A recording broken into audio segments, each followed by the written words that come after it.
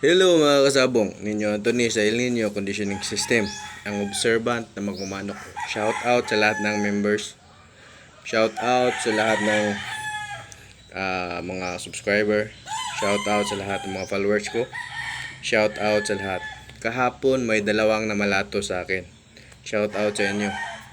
So, more winnings sa mga El Nino Conditioning System users. More winnings sa mga El Nino Conditioning System members. Yung kahapon, yung mga namalato, hindi pa yon member. Dalawang namalato, hindi yon member ha. Subscriber lang yun nagpa-assist sa akin. Siyempre ako, hindi ako madamot. Nagpapabayad ako, pero hindi ako madamot. Pag mag-PM ka lang sa akin, at mag-promise ka sa akin na magbigay ka pag manalo, bibigyan kita ng idea. Tuturo ko sa iyo ang mga idea ko. Pero mas maganda, nagbabayad ka para lahat ng idea ibibigay ko. Pag magpa-assist ka lang, kung ano lang tanong mo, yun ang ibibigay ko. Pero kung magpa-member ka, lahat ng guide ibigay ko sa iyo. So, para hindi ka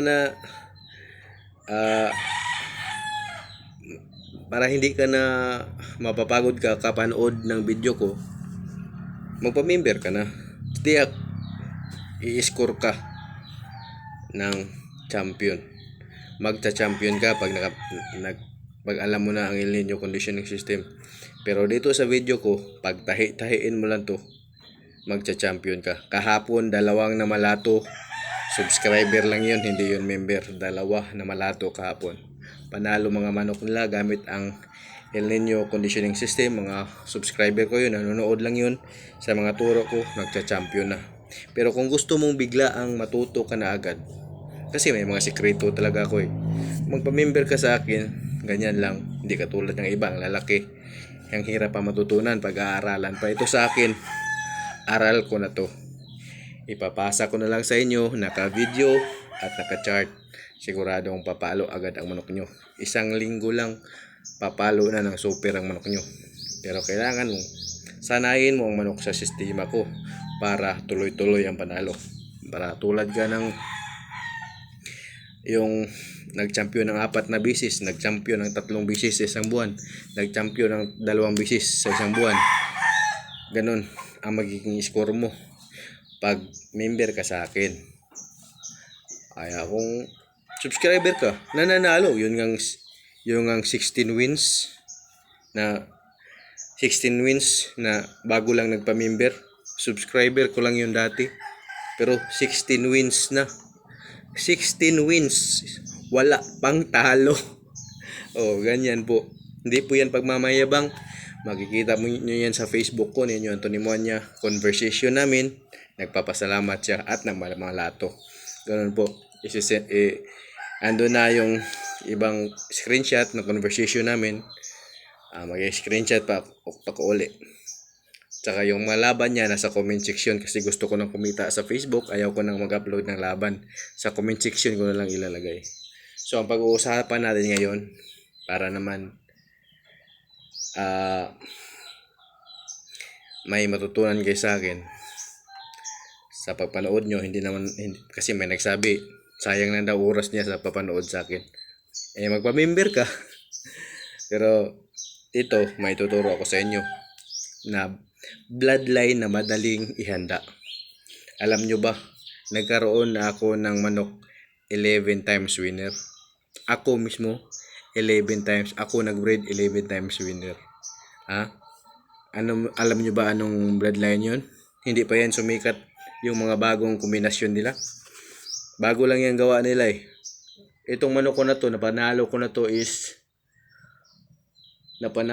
to 2014 nag-start to manalo 2014 up to 2020. Up to 2020, ilang taon? 2014, 15, 16, 17, 18, 19, 20. 6 years 11 times winner. 6 years 11 times winner. Anong bloodline ba yun? Sweater, asil. Kasi base ko nga sweater at asil. Ha? Yun ang magagandang manok. Magandang manok in a way na winning line siya. Hindi yung maganda tingnan. Mag-ayos na manok kasi winning line siya. 11 times winner. 6 years. So, stag ko pa yun nasimulang ilaban, 7 years old siya nung naging 11 times winner siya. Ha? Halos walang sugat. Hindi balda. Kaya 11 times winner yung asil. Alam nyo kung anong asil yun? Bigay lang yun sa taga customs na kaibigan ng dati kong amo. Ang asil na yon ay Rampuri asil. Rampuri asil, ha? Maliit na manok pero ang lalabas na anak malalaki. Maliit na manok, uno medya. Yung broodcock na dumating sa backyard ng amo ko is uno medya lang. Na-cross sa sweater niya, lumaki yung mga anak. Yun. Pag uwi ko dito sa Cebu, pinadalhan ako ng 50-50 sweater asil. 50-50 na sweater asil. So, yun ang binread ko. Wait muna kasi napuno na yung tubig.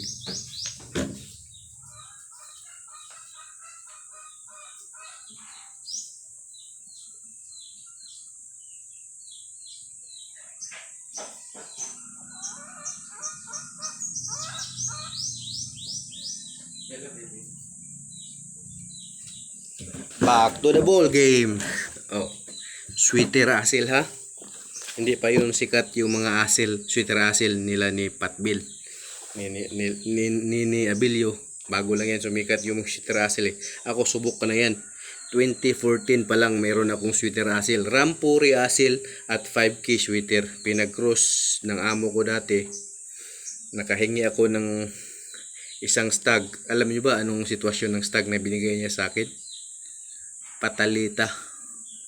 Ha? Sira yung kaliwa. Sira yung kaliwa. Yun ang binigay niya sa akin. Kasi ayaw, damot. Damot, mabigay ng maayos naman ako. Binigyan. Tinanggap ko. Binread ko. Una kong paanak is tatlo. Dalawang lalaki, isang babae. Itong dalawa, napanalo ko yan parehas. Yung dalawa. Hindi yan natalo. Namatay lang yan sa sakit nung bumalik ako sa Manila. Yung mga magulang ko na lang yung iniwanan ko sa manok ba. Nung ang mga anak nun, yun ang nagpapanalo, yun yung naka-11 times winner na sweeter asil. Kaya magandang cross, sweeter at saka asil. Yung mga alam nyo asan ba yung mga Rampuri asil ngayon? Andyan kay Tonyo Romulo, yung bago lang nag-champion sa World Slasher Cup. Tonyo Romulo, meron niyang Rampuri asil. Maganda yan i-cross sa sweater. 11 times winner, hindi pa baldado. Kaya namatay lang yun sa katandaan. Kaya kung kayo bibili kayo ng asil, subukan nyo kay Tonyo Romulo. Rampuri asil. I-cross nyo sa sweater, tiyak magpapanalo kayo. Yan po ang experience ko sa asil.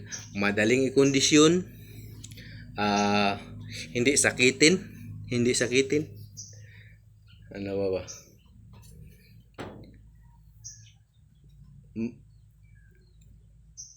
Madaling ipanalo. Bibilang ng panalo. Lahat ng positive makukuha mo sa asil. Yung asil ko dati bandirahan na ang kulay ay maroon ang kulay dati. Yung parang kung sa Bisaya pa mayahon yung mayahon sa Bisaya, yun ang ganyang kulay akin, yung maroon ng kulay. Hindi siya dark red, hindi siya light red, maroon siya.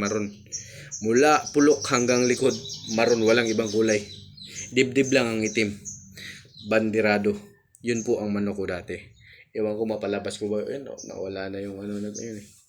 Di ko na breed ng maayos nung bumalik ako sa Manila. Di ko na breed ng maayos. Kaya namatay. sa katandaan, kaya wala na yun sa akin. Shout out para Tonyo Romulo. Sir Tonyo Romulo, baka mapagbigyan nyo ako ng babae ng Rampuri Asil nyo.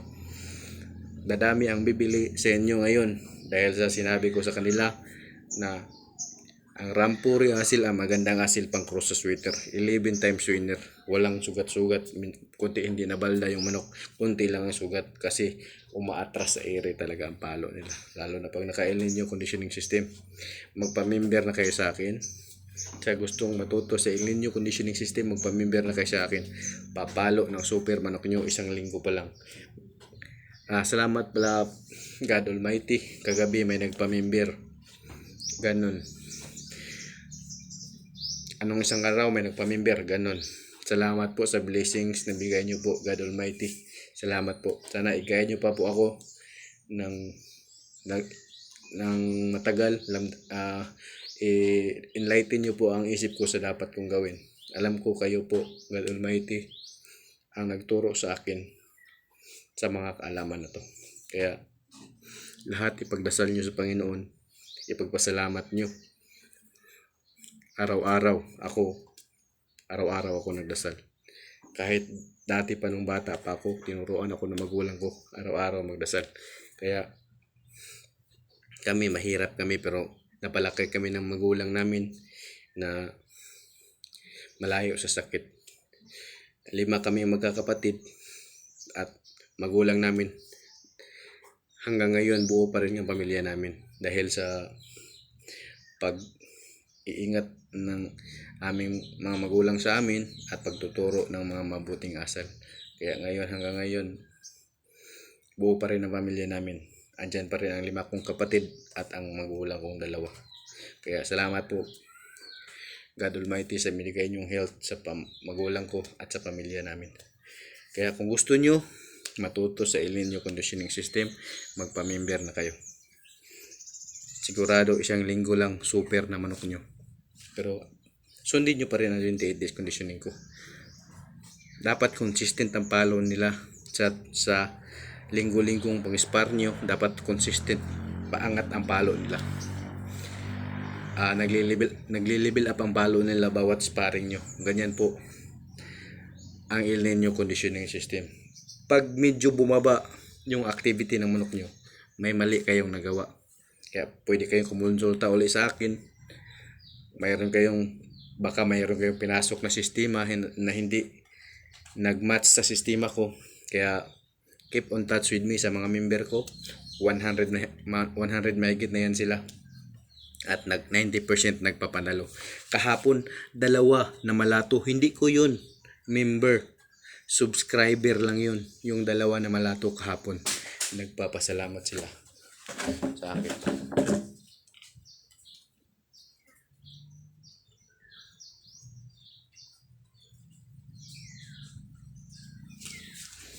Kala ko ano na yung nahulog. Wala pa namang bantay ang anak ko doon. Kaya tinignan ko muna. Back to the ball game. Ang magandang cross, hindi pa yan sikat ang Patbill na Sweater Asil. Nasubukan ko na yan. 2014, Sweater Asil 11 times winner. Madaling ikondisyon, hindi sakitin.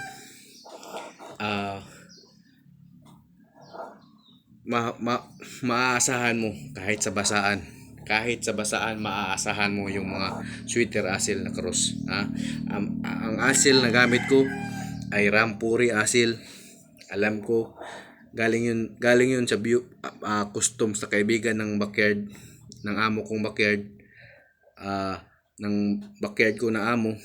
Galing yun sa custom, pero ang pinanggalingan naman doon ng Rampuri Asil na yun ay galing kay Tonyo Romulo na binigay sa custom, binigay din sa amo ko. Kaya maliliit na manok pero pag aanak malalaking manok. Kaya kung gusto nyo ng asil, bumili na kayo kay Tonyo Romulo. Sir Tonyo Romulo, kung may kahit reject na asil, tatanggap ako kasi yung dala kong Sweater Asil, patalita yun pero napaayos ko naman sila. Nagpapanalo sa akin 11 times winner. Mayroong 4 times winner, 7 times winner. Ang pinakamataas 11 times winner. Kaya yun po ang share ko sa inyo ngayon. Ang magandang cross ay Sweeter Asil. 2014 ko pa yan nagawa. Sila bago lang. Ako 2014 ko pa yan nagawa. 11 times winner yung Asil ko dati. Sweeter Asil. 5K Sweeter at saka Rampuri Asil. Salamat po. Sa gustong magpamember, salamat nga pala sa namalato kahapon, July 2. Salamat po sa namalato kahapon, July 2. More winning sa inyo. Mga subscriber ko lang yon, hindi pa yon member na malato na. Sa lahat ng nagpapanalo para tuloy-tuloy ang panalo nyo, mamalato naman kayo kung saan kayo natuto. Kung dito kayo natuto sa akin, mamalato naman kayo kasi wala pa akong sahod dito sa Facebook at sa YouTube. Sa membership lang ako umasa. Mamalato lang kayo para tuloy-tuloy ang blessings nyo. Ganun lang po. Ang buhay cycle din. Kung magbigay ka, may matatanggap ka rin. Tulad ko, nagbigay ako ng knowledge, kaya may karapatan akong tatanggap din ng balato. Ganun po yun. Pinaguide ako ng Panginoon. Niliwanagan niya ang isipan ko sa dapat kong gawin na ituturo sa inyo ang knowledge ko about manok. Kaya kahit manood lang kayo dito sa mga upload ko, matututo na kayo. Ang puwersa ng manok ay nanggagaling yan sa pahinga ng manok. Ayusin mo ang pahinga, tiyak lalakas ang puwersa ng manok. Kung matagal ka mag-training, habaan mo rin ang pahinga. Ganun po yun. Ang pagkain ng manok dapat maayos. Kahit anong klaseng pagkain, basta maayos na pagkain, presko na pagkain. Yan po ang masishare ko sa inyo. Lamok. Kaya sa lahat ng hindi pamimir, magpamimir na kayo para hindi kayo mapag-iwanan sa mga naka-El Nino conditioning system. Lahat ng naka-El Nino conditioning system, 90% nagpapanalo. At ang mga hindi nanalo, nag-update sila sa akin at sunod laban nila nanalo na. Ganun po. Basta ayusin nyo lang ang pag-alaga ng manok nyo at magkonsulta kayo sa akin, lalo na sa mga member ko. Tiyak gagalaw ang manok nyo. Salamat po. Salamat.